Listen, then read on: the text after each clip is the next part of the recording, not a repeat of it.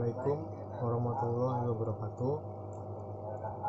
Di sini masih bersama saya dengan Royana. Saya akan membahas tentang ekonomi manajerial. Untuk pertemuan pertama sendiri, untuk judulnya adalah ruang lingkup ekonomi manajerial. Yang pertama, ekonomi manajerial. Ekonomi manajerial yakni gabungan teori ekonomi dasar, yakni teori ekonomika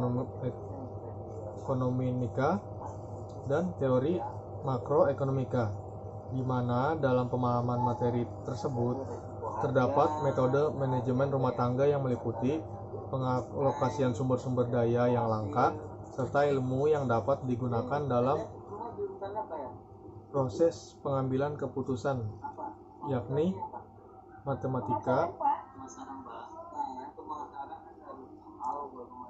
ekonomi, dan ekonometrik, sehingga dapat dikatakan bahwa ekonomi manajerial merupakan pemahaman bidang tata laksana transaksi yang meliputi akuntansi, keuangan, pemasaran, MSDS, dan produksi. Di bawah merupakan penjelasan ekonomi manajerial berdasarkan para ahli sebagai berikut. Yang pertama, ada Dominic Salvatore 1996. Ekonomi manajerial merupakan suatu pandangan mengenai perkembangan konsep ekonomi dan analisis ilmu keputusan terhadap bagaimana bisnis yang dijalankan dapat mencapai tujuan secara efisien. Yang kedua, B. Keterangan tahun 2000. Ekonomi manajerial merupakan bidang dengan kompetensi yang saling terorganisir. Dalam alokasi tersebut sumber daya perusahaan untuk mencapai tujuan yang telah ditentukan sebelumnya. Menurut versi 2003, ekonomi manajerial adalah pengaplikasian teori ekonomi sebagai metode pengambilan keputusan manajerial dan administratif. Yang kedua yang dibahas adalah ruang lingkup ekonomi manajerial. A. Teori ekonomi yang terdiri dari mikroekonomika. Ekonomi mikro digunakan sebagai teori pengutipan kesimpulan berlandaskan integritas perdagangan, misalnya kepemilikan sumber daya, sistem perdagangan bebas, dan perilaku konsumsi perseorangan. Ekonomi makro. Sedangkan ekonomi mikro pengambilan keputusannya berdasarkan output yang dihasilkan perusahaan atau organisasi, pendapatan yang diperoleh perusahaan atau organisasi, investasi yang akan dikeluarkan oleh perusahaan, konsumsi perusahaan, serta permintaan dan penawaran agregat dalam perekonomian. B. Pengambilan keputusan. Dalam pengambilan keputusan, ada beberapa metode yang dapat dipergunakan untuk memaksimalkan sumber-sumber daya yang dimiliki, seperti money, material, mesin, method, dan market. Selanjutnya yang C ada ilmu keputusan. D. Ilmu keputusan merupakan suatu konsep atau langkah optimal perusahaan ketika menggapai harapan. Ilmu keputusan tersebut yaitu matematika dan ekonometri atau statistika. Yang D. Ilmu administrasi bisnis. Dalam ekonomi manajerial, ilmu administrasi bisnis merupakan latar belakang teori dalam pengambilan keputusan yang di dalamnya termasuk keuangan, akuntansi, manajemen sumber daya manusia, manajemen pemasaran, serta manajemen produksi. Dengan demikian, ekonomi manajerial sangat membantu peran manajer dalam suatu perusahaan atau organisasi karena dapat digunakan sebagai satu alat evaluasi jika terjadi pergantian manajer baru. Maka manajer baru dapat mempelajari apa saja yang kurang dan apa yang bisa dilanjutkan dan dari strategi ekonomi manajerial yang dilakukan manajer lama. Yang kedua, membantu manajer menyelesaikan masalah. Kemajuan ekonomi membuat kondisi pasar sering berubah-ubah sehingga perlu adanya pembaruan kebijakan sebagai upaya pengembangan bisnis. Yang ketiga, mengatur keuangan. dengan cara mengidentifikasi mana biaya yang perlu dan mana biaya yang tidak perlu, guna menghindari defisit perusahaan. Yang keempat, mengetahui lingkungan industri, perusahaan, dan perekonomian. Hal ini dilakukan untuk mengetahui keadaan konsumen, pemasok, serta kompetitor sekitar perusahaan. Dari analisis inilah, nantinya perusahaan dapat menghitung serta mempertimbangkan apa saja yang akan diproduksi, serta berapa besar. 5. Keuntungan yang diinginkan perusahaan. Yang ketiga, pengertian teori perusahaan, theory of the firm. A. Arah dan taksiran usaha. Perusahaan merupakan organisasi yang memiliki berbagai sumber daya, pemilik sumber daya, pegawai, dana, tanah, serta bahan mentah, dengan tujuan dapat memproduksi komoditas serta pelayanan yang dapat menghasilkan keuntungan. Tujuan utama perusahaan adalah untuk memaksimalkan kekayaan atau nilai perusahaan. Nilai perusahaan yaitu nilai sekarang, present value, atau nilai dari laba yang diharapkan akan diperoleh pada kurun waktu selanjutnya, di mana dapat dirumuskan sebagai berikut. PV sama dengan V1 ditambah V2 plus Vn. 1 plus R1, 1 plus R2, atau 1 plus Rn. Di mana PV adalah present value, nilai sekarang dari pendapatan masa depan yang diharapkan perusahaan. Vn, keuntungan yang diharapkan di tahun N. R, presentasi diskon. Nilai perusahaan sin T, TRT dikurang TCT, dalam kurung 1 ditambah RT. TR, total revenue atau pendapatan total. TC, total cost atau biaya total. Kendala-kendala dalam operasi perusahaan. Dalam kegiatan operasi perusahaan terdapat sejumlah masalah. Yang pertama, keterbatasan tersedianya input-input penting seperti perekrutan tenaga ahli, ketidakmampuan untuk mendapatkan bahan baku sebanyak yang dibutuhkan, dan ruang pabrik atau gudang yang terbatas untuk tujuan tertentu. Undang-undang tentang upah minimum, standar kesehatan dan keselamatan, standar emisi polusi, dan aturan penipuan. Minim dana dan modal. Yang keempat ada laba atau keuntungan. Keuntungan atau laba dapat dikatakan selisih antara pendapatan dan biaya yang dikeluarkan.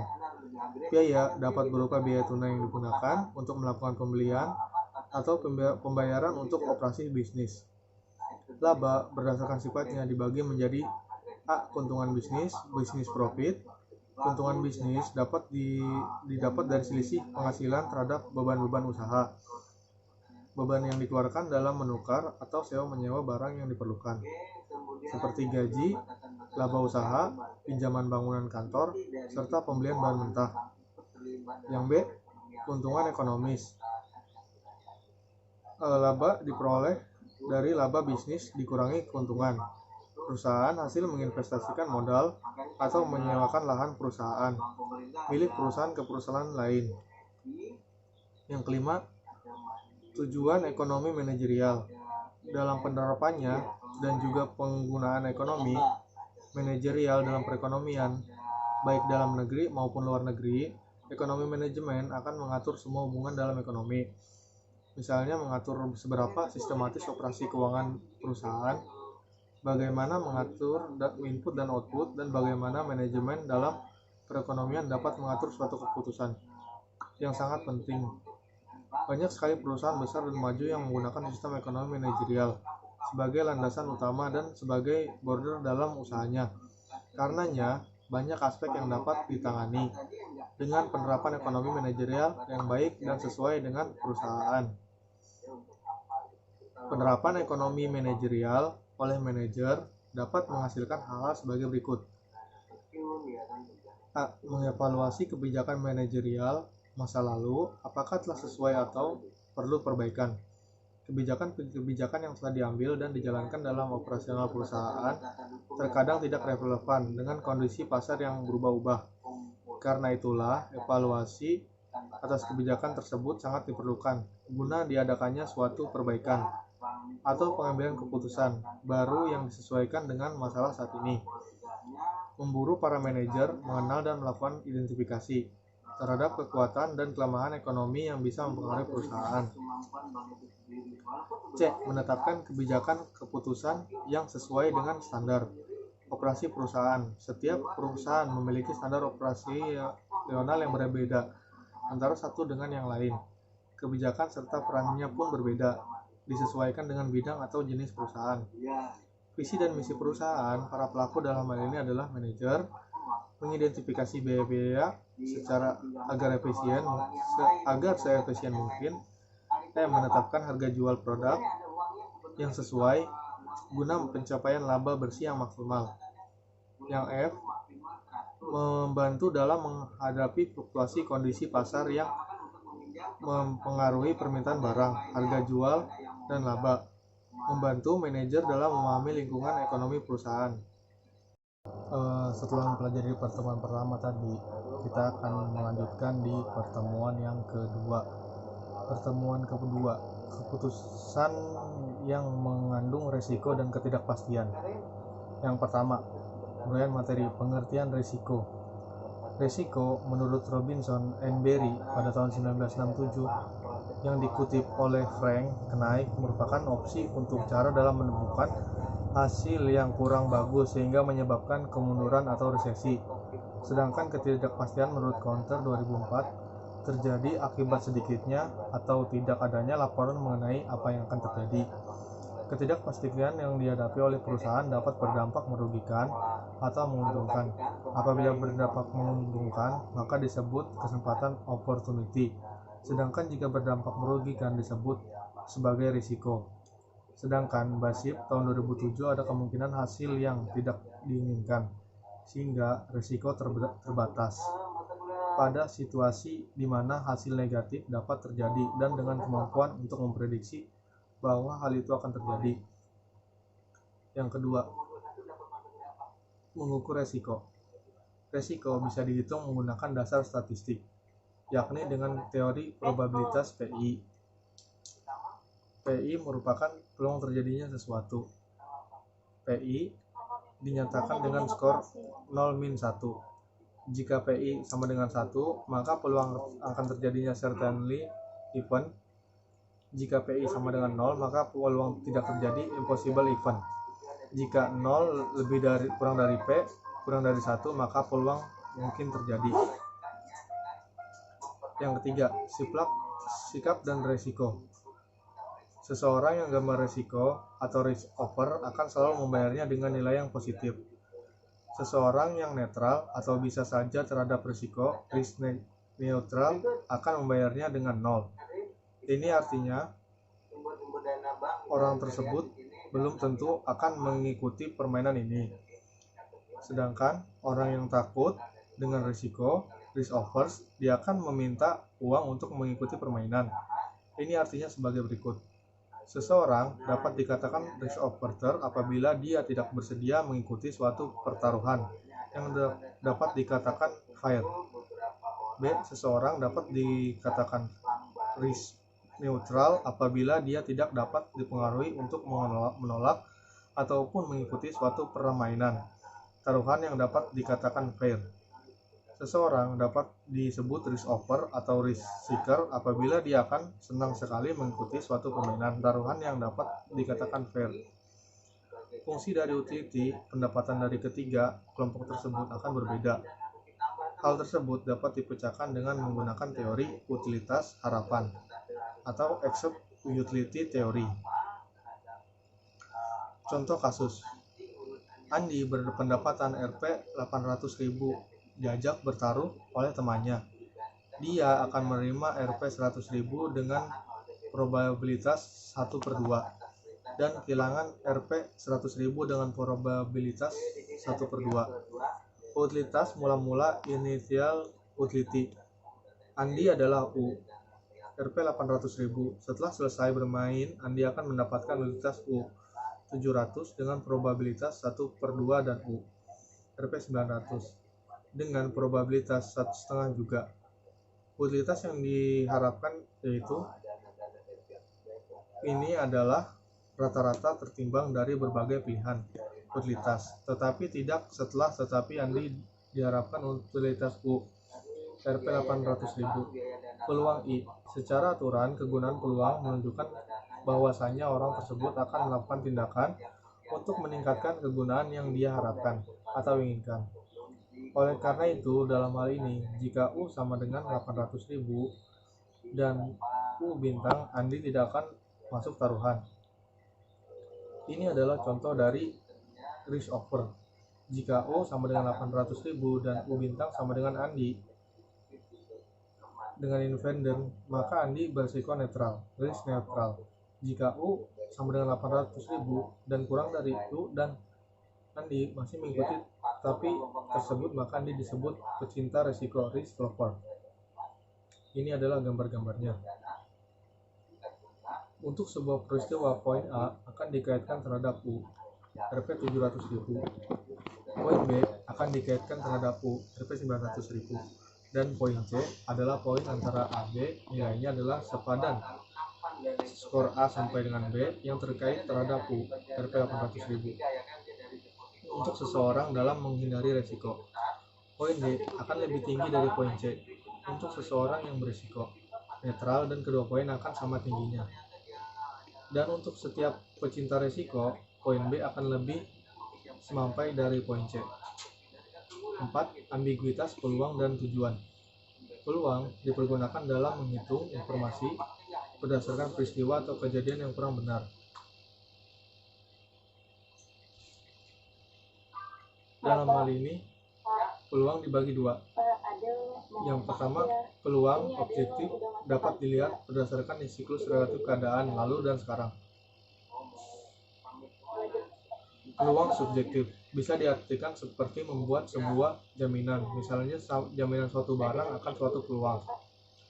Variabel acak yaitu suatu faktor yang mempunyai ukuran tertentu namun memiliki pembagian kemungkinan sehingga dapat diketahui, contohnya hasil dari pertandingan sepak bola tersebut merupakan variabel random dan lain-lain. Apabila variabel bebas X terdiri dari X1, X2, dan X3, XP dengan memungkinkan P1, P2, dan Pn. Ingat, P1 plus P2, Pn sama dengan P1. Lalu nilai harapan expected value dari variabel random dituliskan dengan E sama dengan X. Maka persamaannya adalah sebagai berikut. Contoh, probabilitas menghasilkan profit sama dengan 300 juta setengah. Probabilitas menghasilkan profit Rp 200 juta seperempat. Probabilitas menghasilkan profit Rp 400 juta seperempat. E sama dengan laba setengah per 300, seperempat per 200 ditambah seperempat sama dengan 400. 150 ditambah 50 ditambah 100 sama dengan 300 juta. Rumus dari persamaan keuntungan profit yang diinginkan X1, maka volume Px variabel random X adalah sebagai berikut. Px sama dengan P1 X1 dikurang X2 ditambah P2 X2 dikurang X2. Pn sama dengan Xn dikurang X2. Simbol dari M atau M nilai min A dan varian dengan 6 per akar 2. Maka terdapat hasil dari akar varian disebut dengan simpangan baku atau simbol S2. Standar deviation yang dapat digunakan untuk mengukur suatu resiko. Di dalam analisis, ketidakpastian tersebut dapat mempergunakan nilai harapan expected value dan varian dari laba atau profit. Harga biaya dan sebagainya. Biasanya suatu perusahaan dapat meningkatkan nilai laba harapan hanya dengan cara melakukan investasi yang berisiko yang jauh lebih tinggi, yang artinya akan menaikkan varian dari keuntungannya.